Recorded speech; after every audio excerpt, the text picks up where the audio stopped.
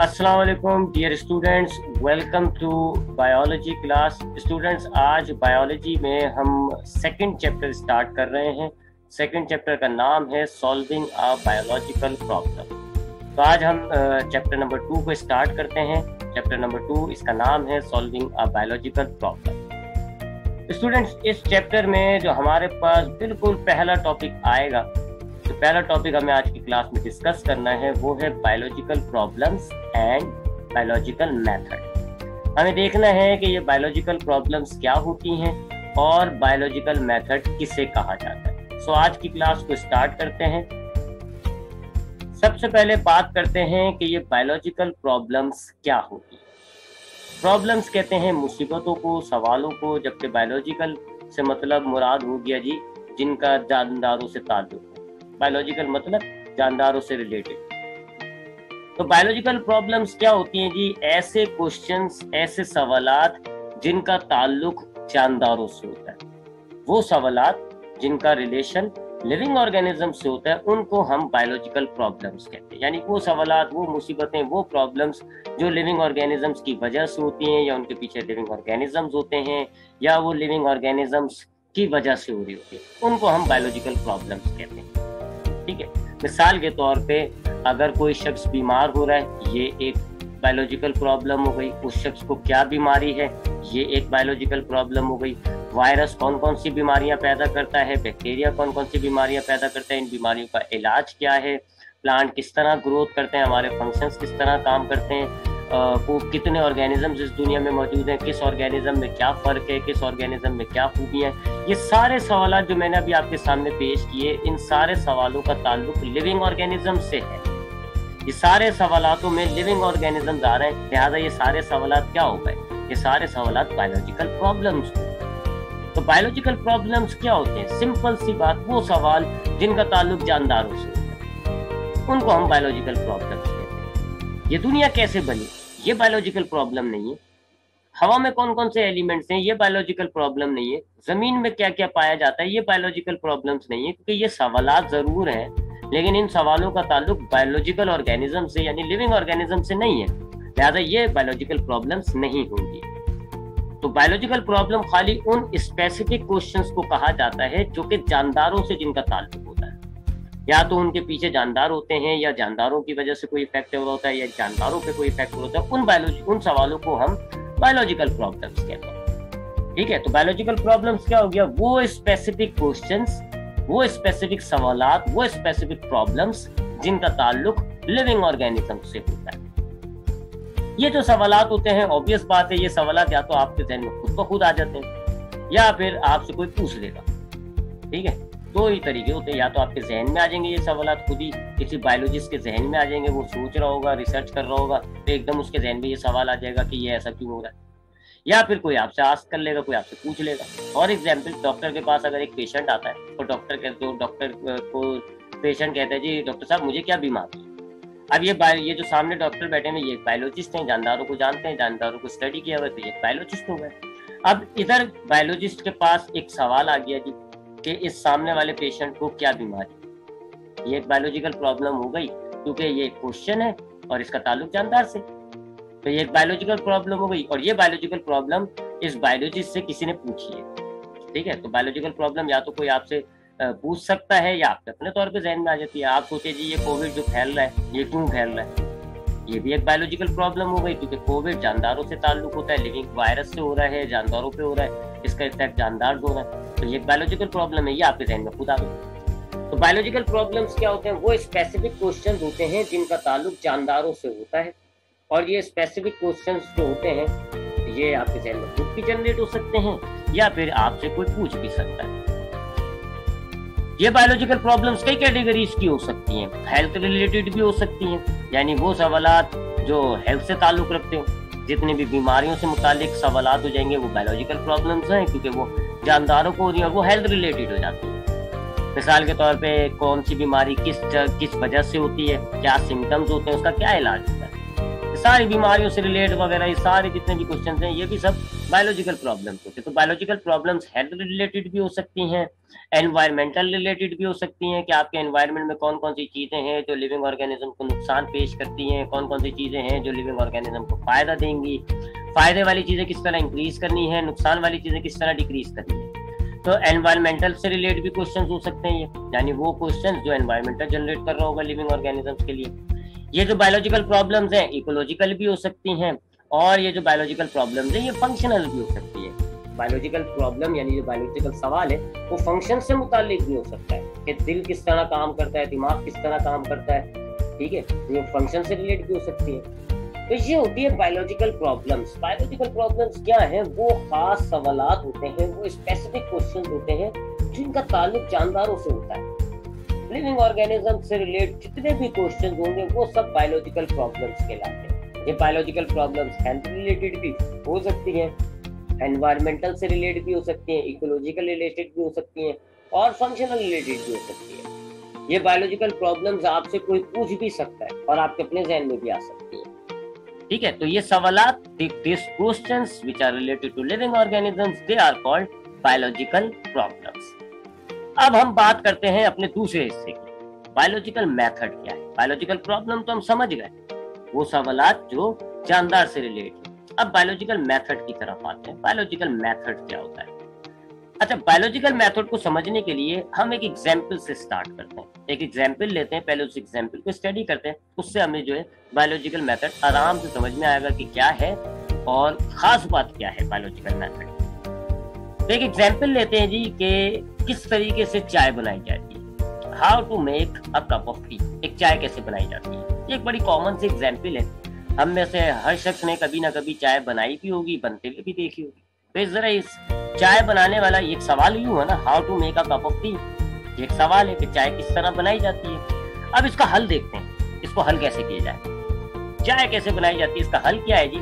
सबसे पहले आप एक केटल लोगे, एक इलेक्ट्रॉनिक केटल ले लोगे, आप पतीली भी ले सकते हो।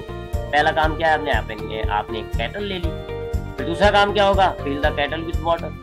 आप इस केटल को पानी से भर लोगे, ये दूसरा काम होगा आपका।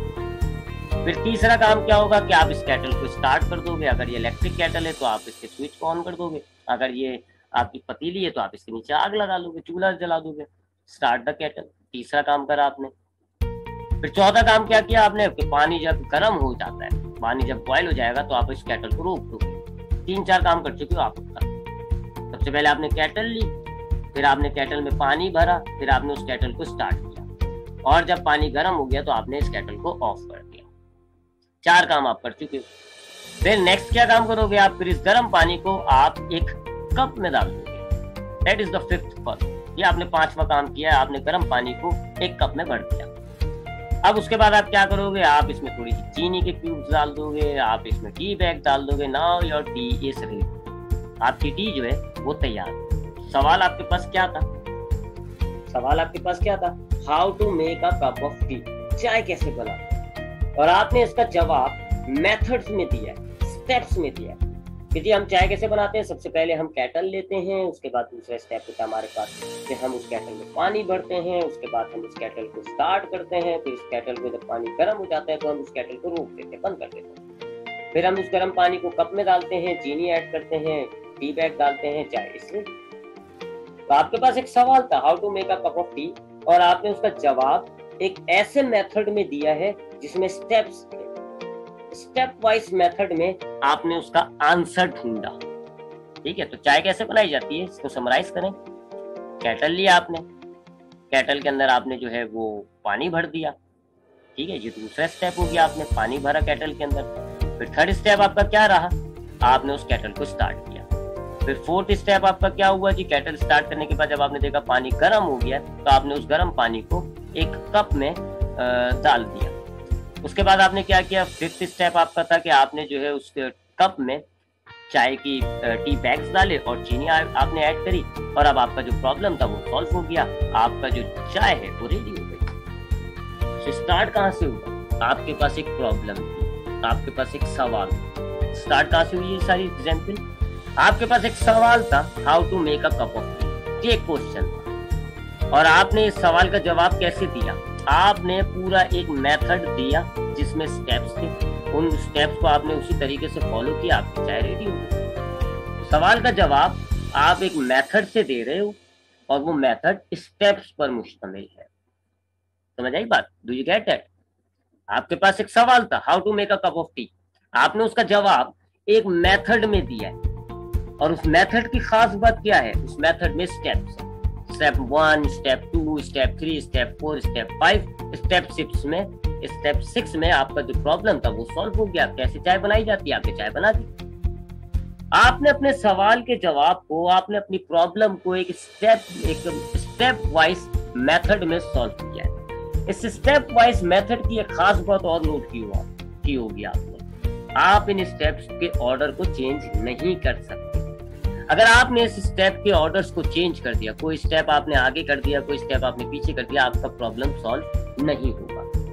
लेट्स से कि आपने ये वाला जो स्टेप है, fill the cap with water, ये आपने बिल्कुल आखिर में किया और आखिर वाला स्टेप आपने पहले कर दिया, फिर आपका काम नहीं होगा। आपने पानी गर्म किया नहीं है और आपने चीनी डाल दी, या आपने स्टार्ट द केटल जो है वो बिल्कुल आखिर में ले गए, आपने पानी डाला केटल के अंदर, फिर पानी निकाल के कप में भी डाल दिया, चीनी वगैरह भी डाल दी, फिर आप केटल स्टार्ट कर रहे हो तो भी आपकी चाय नहीं बनी थी। तो दो बातें आ रही हैं यहाँ पे, दो बातें हैं जिनको आपने नोट करना है। पहली बात कि आपके पास अगर एक सवाल होता है, how to make a cup of tea for example, आपके पास एक सवाल है, तो आप इस सवाल को कैसे सॉल्व कर रहे हो? एक ऐसे मेथड के जरिए सॉल्व कर रहे हो जिसमें स्टेप्स हैं। ये पहली बात आ रही है आपको। अगर आपके पास एक सवाल है, how to make a cup of tea, तो आप इसको एक मेथड के जरिए सॉल्व कर रहे हो जिसमें स्टेप्स हैं। और दूसरी पॉइंट जो नोट करने वाली है वो ये कि आप इन स्टेप्स के ऑर्डर को सही तरीके से ही फॉलो करो। अगर आपने इन ऑर्डर को तब्दील कर दिया तो आप इस स्टेप का फायदा नहीं उठा पाओगे, प्रॉब्लम सॉल्व भी नहीं होगी। ये तो मैंने एक एग्जाम्पल दी, ये जो एग्जाम्पल है ये तकरीबन हर जगह है। एक और मैं आपको देता हूँ जी, how to drive a car, ये एक सवाल है, how to drive a car, कि गाड़ी किस तरह चलाई जाती है, ये एक सवाल है जो मेरे जहन में आ रहा है। अब इसका जवाब एक मेथड में होगा जिसमें स्टेप होंगे। इसका जवाब क्या होगा कि मैं सबसे पहले गाड़ी का दरवाजा खोलूंगा, फिर मैं गाड़ी में बैठ जाऊंगा, दरवाजा बंद कर दूंगा। 3 स्टेप हो गए। चौथा स्टेप, मैंने गाड़ी की चाबी जो है वो इग्निशन में लगा दी। 5वां मैंने इग्निशन स्टार्ट किया। 6वां मैंने क्लच दबाया। 7वां मैंने गियर डाला, अब गाड़ी चल पड़ी। हो गया ना प्रॉब्लम सॉल्व। प्रॉब्लम क्या था? How to drive a car. Problem solve हो गया। और कैसे सॉल्व हुआ? एक मेथड अपनाया है मैंने जिसमें स्टेप्स थे, जिसमें स्टेप्स हुआ करते थे। मैंने उन स्टेप्स को सही ऑर्डर में फॉलो किया, मेरा प्रॉब्लम सॉल्व हो गया। अगर मैं स्टेप्स को आगे पीछे कर देता, मैं गाड़ी के इंजन को पहले स्टार्ट कर दूं और गाड़ी में बैठूंगा बाद में, तो कभी भी नहीं होगा मेरा प्रॉब्लम सॉल्व। मेरा प्रॉब्लम सॉल्व कभी भी नहीं होगा। आपने आलू गोश्त बनाना है, एक और एग्जांपल लेती है, हाउ टू मेक हमें घर में आलू गोश्त जो होता है, बड़ा कॉमन सा सालन है, कैसे बनाना है, ये एक सवाल है। अब इसको भी सॉल्व आप कैसे करोगे? एक ऐसे मेथड से जिसमें स्टेप होंगे। आप कैसे बनाओगे? पहले आप पतीली लोगे, उसको धोगे, आलू काटोगे, उसमें फिर आप गोश्त डालोगे, फिर सब्जियां वगैरह बाकी चीजें डालोगे, गर्म करोगे, बन जाएगा। स्टेप्स आ गए। हुआ ना? वही प्रॉब्लम थी आपके पास कि आलू गोश्त कैसे तैयार होता है, ये प्रॉब्लम है। आपने इसको कैसे सॉल्व किया? स्टेप्स वाइज एक मेथड अपना लिया। उस स्टेप वाइज मेथड की वजह से आपका प्रॉब्लम सॉल्व हो गया। इस मेथड की खास बात क्या थी? स्टेप्स थे। आप स्टेप्स को आगे पीछे करेंगे, नहीं होगा। ठीक है, तो हमारे पास यहाँ समराइज क्या हुई बात कि हमारे पास अगर कोई प्रॉब्लम होती है तो हम उसको सॉल्व करते हैं मेथड के जरिए, which is a step wise method. Systematic method होता है, स्टेप वाइज मेथड होता है। हमने उन स्टेप्स को सही ऑर्डर में फॉलो करना होता है। सिस्टमैटिक मेथड कहते हैं ऐसे मेथड को जिसमें स्टेप्स मौजूद होते हैं और उन स्टेप्स को सही ऑर्डर में फॉलो करना होता है। ऐसे मेथड को हम कहते हैं सिस्टमैटिक मेथड। अब आते हैं जी असल चीज, बायोलॉजिकल मेथड क्या होता है।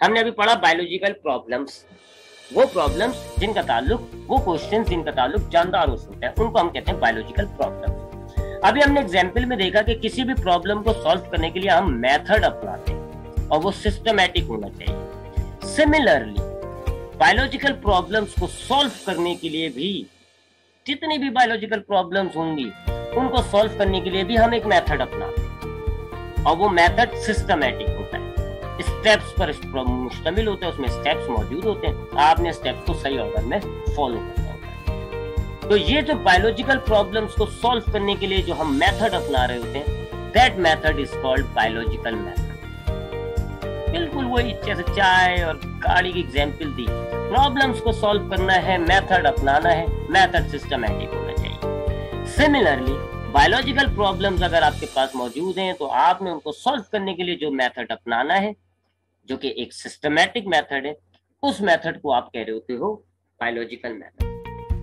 तो जब भी किसी बायोलॉजिस्ट के पास कोई भी सवाल आता है जो कि जानदारों से ताल्लुक रखता है, आप उसको कहोगे कि वो बायोलॉजिकल प्रॉब्लम है। और फिर बायोलॉजिस्ट इस बायोलॉजिकल प्रॉब्लम को सॉल्व करने के लिए एक मेथड अडॉप्ट करेगा, एक मेथड अपनाएगा। वो मेथड सिस्टमैटिक होगा। वो मेथड क्या होगा? सिस्टमैटिक होगा, उसमें स्टेप्स होंगे। बायोलॉजिस्ट उस स्टेप्स को सही ऑर्डर में फॉलो करेगा, सही ऑर्डर में एक स्टेप के बाद दूसरा स्टेप सही ऑर्डर में फॉलो करेगा। आखिर के अंदर उस मेथड के लास्ट में उस बायोलॉजिस्ट की प्रॉब्लम सॉल्व हो जाएगी। That systematic method which is adopted to solve the biological problem is called biological method. ठीक है जी। तो बायोलॉजिकल मेथड क्या होता है? एक ऐसा सिस्टमैटिक मेथड होता है जो बायोलॉजिस्ट अपनाते हैं किसी भी बायोलॉजिकल प्रॉब्लम को सॉल्व करने के लिए। तो ये थी स्टूडेंट्स आज की क्लास। आज की क्लास में हमें चैप्टर नंबर 2 नया चैप्टर स्टार्ट किया हमने, सॉल्विंग अ बायोलॉजिकल प्रॉब्लम। और इस चैप्टर के हमने दो चीजों को डिस्कस किया, दो टॉपिक को डिस्कस किया। Number 1 what is biological problems and number 2 what is biological method. पहला सवाल क्या था कि जी बायोलॉजिकल प्रॉब्लम्स क्या होती है, तो इसका जवाब मैंने आपको क्या दिया? बायोलॉजिकल प्रॉब्लम्स उन क्वेश्चंस को कहा जाता है जिनका ताल्लुक जानदारों से होता है, उन सवालों को जिनका ताल्लुक जानदारों से होता है, इन सवालों को आप बायोलॉजिकल प्रॉब्लम्स कहते हैं। अब चूंकि ये सवाल है तो इनका जवाब भी चाहिए होगा। यहाँ आता है दूसरी चीज, बायोलॉजिकल मेथड। बायोलॉजिकल मेथड क्या होता है? ये जो बायोलॉजिकल प्रॉब्लम्स होती हैं, इनको सॉल्व करने के लिए, इनके जवाब हासिल करने के लिए एक बायोलॉजिस्ट जो मेथड अपनाता है, जो तरीकाकार अपनाता है, उस मेथड को हम कहते हैं बायोलॉजिकल मेथड। और बायोलॉजिकल मेथड की खास बात यह है कि बायोलॉजिकल मेथड एक सिस्टमैटिक मेथड होता है जिसमें स्टेप्स होते हैं। आपने उन स्टेप्स को सही ऑर्डर में फॉलो करेंगे, आपकी बायोलॉजिकल प्रॉब्लम सॉल्व हो जाएगी। फॉर एग्जाम्पल अगर आपके पास एक सवाल है, हाउ कोविड-19 is spreading in the world, कोविड-19 किस तरीके से दुनिया में फैल रहा है। चलिए एक जरा सिंपल सा सवाल कर लेते हैं, मलेरिया का क्या इलाज है, क्योंकि ये एग्जाम्पल हमने लेनी भी इस चैप्टर में आगे। What is the cause of malaria, malaria की वजह क्या है, मलेरिया कैसे फैलता है। That is a biological problem, क्योंकि इस प्रॉब्लम का ताल्लुक जानदार से। अब इस बायोलॉजिकल प्रॉब्लम को कि हाउ मलेरिया स्प्रेड या हाउ मलेरिया इज कॉज्ड, इस सवाल को सॉल्व करने के लिए, इस बायोलॉजिकल प्रॉब्लम को सॉल्व करने के लिए एक बायोलॉजिस्ट एक मेथड अपनाएगा। That method is called biological method. Steps होंगे, आपने उन स्टेप को सही ऑर्डर में फॉलो करना है, आपका ये प्रॉब्लम सॉल्व हो जाएगा। आगे की क्लास में मैं यही एग्जाम्पल लेके दिखाऊंगा कि हाउ मलेरिया इज कॉज्ड, और फिर मैं बायोलॉजिकल मेथड अपनाकर इस प्रॉब्लम को सॉल्व करके दिखाऊंगा इन दी अपकमिंग क्लासेस। तो ये थी आज की क्लास की समरी। बायोलॉजिकल प्रॉब्लम्स देखा हमने क्या होता है और बायोलॉजिकल मेथड देखा। इंशाल्लाह नेक्स्ट क्लास में हम डिस्कस करेंगे कि ये जो बायोलॉजिकल मेथड है इसमें कौन कौन से स्टेप्स होते हैं, हर स्टेप में हमें क्या करना होता है। तो ये थी हमारी आज की क्लास। आई होप आपकी आज की क्लास में आपको जो टॉपिक था वो समझ में आ गया होगा। इंशाल्लाह नेक्स्ट क्लास में नेक्स्ट टॉपिक के साथ मुलाकात करेंगे। ख्याल रखिएगा अपना। अल्लाह।